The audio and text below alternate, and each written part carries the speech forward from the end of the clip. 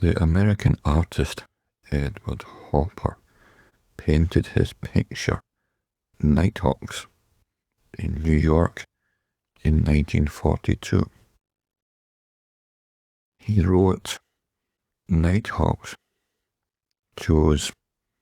shows what I imagine when I think of a street at night, probably unconsciously.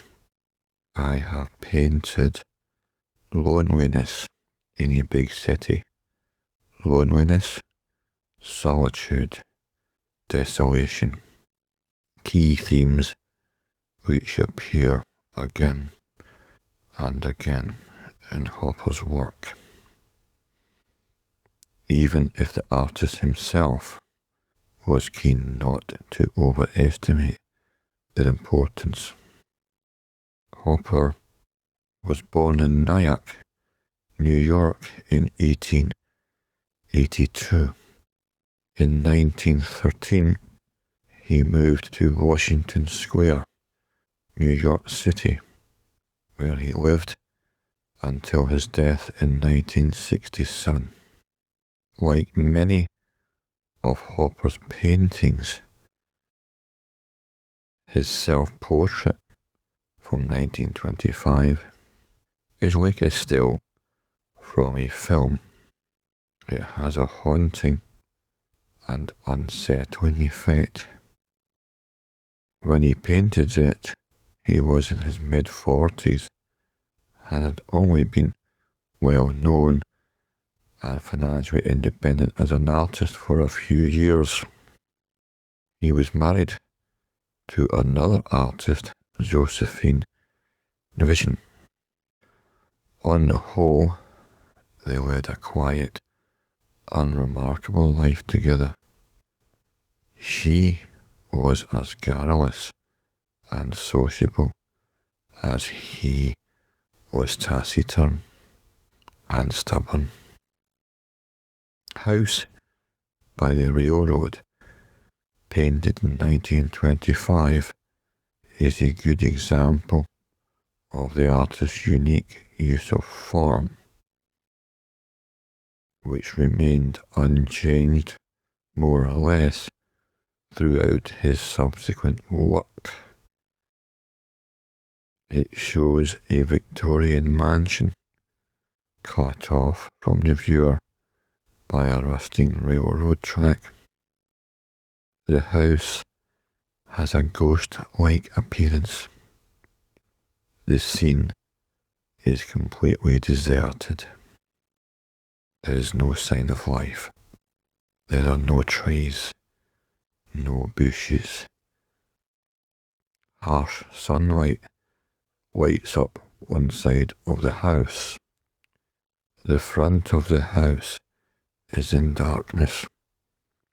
The railroad tracks stretch past the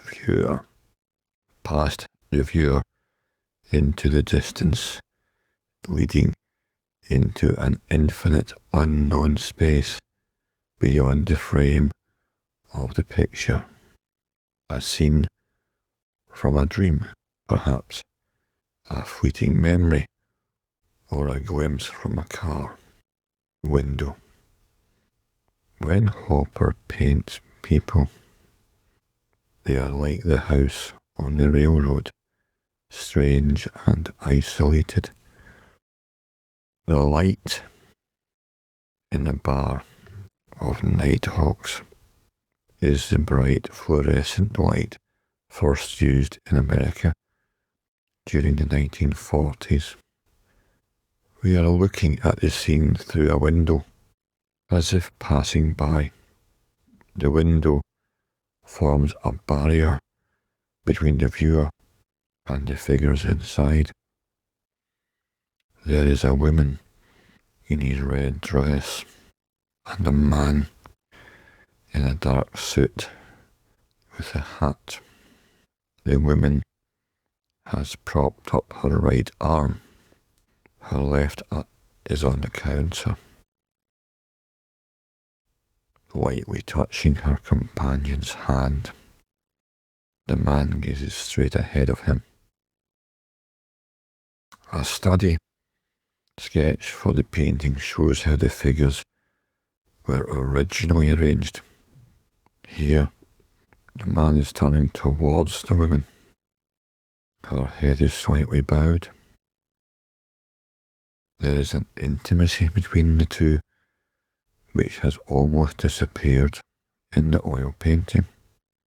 A mysterious stranger sits facing the couple, his back towards us. This figure has also been changed slightly in transition from sketch study to oil painting.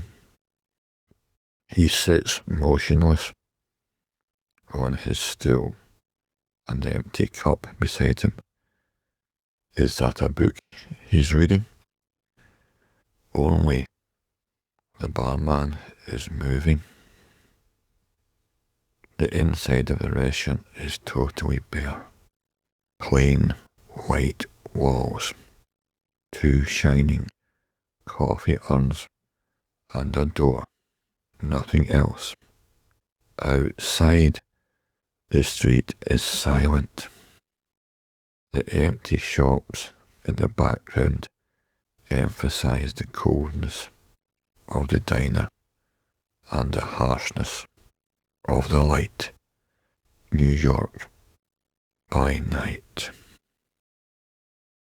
A painting from 1958 is called Sunlight in a Cafeteria, and it shows New York by day. We are now inside the cafe. The room is filled with sunlight. The window looks out onto an empty street. Hopper's New York is not a crowded city full of hustle and bustle. It is neither vast nor monumental, but quiet and intimate. 2 people sit alone at empty tables. They do not look at each other. They do not talk. The viewer plays an important part in all Hopper's paintings. We are like a camera. We watch the figures in the paintings and yet do not invade their privacy. Hopper painted Hotel Lobby in 1943. The relationship of the 3 figures in the lobby is uncertain. Who are they? What are they doing there? The figures in Hopper's paintings are rarely specific individuals. We are given no information about them. They are faceless and anonymous. The settings, on the other hand, are always very familiar, and Hopper includes tiny details to make them even more realistic, like the picture there on the wall. Hopper said that each painting was a combination of a whole series of different scenes and impressions. His aim was to show a typical scene, not a unique one. We are left to invent the scenario for ourselves. By day, by night, Hopper's world is a silent one. It is cool and anonymous. It is also a highly poetic world. Light is used to convey mood, sunlight by day, neon by night. In Nighthawks, the late night visitors to the bar are mercilessly exposed to the harsh glare of the fluorescent lights. In 1934, Hopper and his wife, Jo, had a summer house built at Cape Cod, Massachusetts, where they spent 6 months out of every year. Jo was the model for almost all the women in his paintings. She can be seen in the background out of this photograph of the artist taken by Arnold Newman in 1960. From the 1920s, critics called Hopper the greatest exponent of the so-called American scene.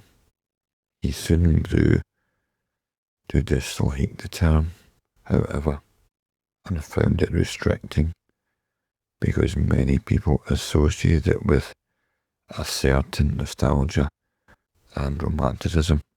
Hopper's paintings are more detached. They distill and dissect the world around him. A familiar world is seen in a harsh and unfamiliar light. It is a world of emptiness and silence. Nighthawks depicts souls lost in the coldness of a New York bar at night. This painting is undoubtedly the most vivid expression of Hopper's unique vision of the world. It is a vision of human loneliness and self-absorption amid the pressures and crises of this life. It is a scene which can be found at any time in any city in America. It is a symbol of the age. Hopper explores and develops his unique vision of the world in all his work. His paintings express his view of reality in a very concrete way. Despite the overwhelming success of many of his contemporaries' experiments with abstract expressionism, Hopper would not be led astray. His pictures remained purely figurative and have an unsettling and disturbing effect on the viewer. They form a broken narrative. His characters seem to have been stopped in mid-action. They are frozen in an often harsh and unfamiliar light. And indeed, light plays one of the most important roles in all his paintings. Today, he is regarded as the greatest American realist of the 20th century.